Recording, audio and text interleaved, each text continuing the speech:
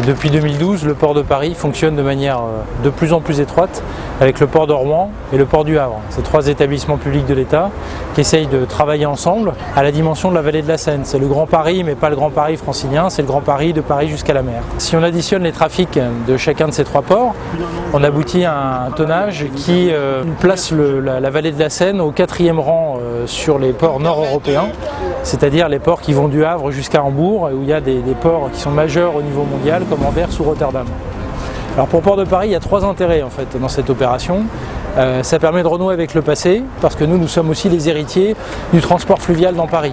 Ça permet de rappeler la flottaison évidemment du bois et des livraisons de bois dans Paris, mais il y a eu aussi par le passé de l'approvisionnement en matériaux de construction, en biens de consommation courante, en fruits et légumes, en vin, tout ça arrivé par le fleuve dans Paris.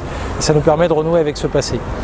Cette opération elle est intéressante aussi pour le présent parce que ça nous permet d'aller un peu au-delà de notre mission portuaire et d'être vraiment un acteur de la ville. Et ce qui nous intéresse, c'est de participer à l'animation des berges, c'est de faire venir les Parisiens sur les bords de Seine, c'est de participer d'une certaine manière à créer du lien social.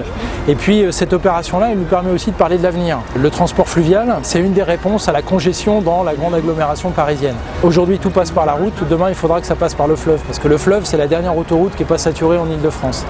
Et donc ça permet de rappeler que le fleuve il a servi vraiment à répondre aux besoins très quotidiens des Parisiens. Et nous on voudrait renouer avec cette tradition-là parce qu'on pense que c'est la façon moderne de faire du transport fluvial dans l'environnement urbain.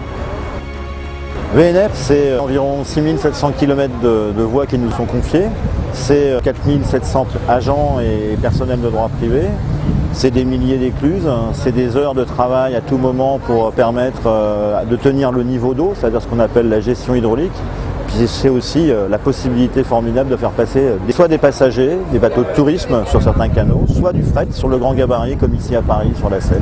On a un patrimoine extraordinaire, c'est un patrimoine qui est technique, c'est un patrimoine qui est humain. Moi je ne me sens pas simplement gestionnaire d'une infrastructure fixe, mais d'un lieu vivant que je dois d'une part préserver et permettre la transmission aux générations futures dans les meilleures conditions et si je le peux améliorer pour que l'économique croise ce patrimoine.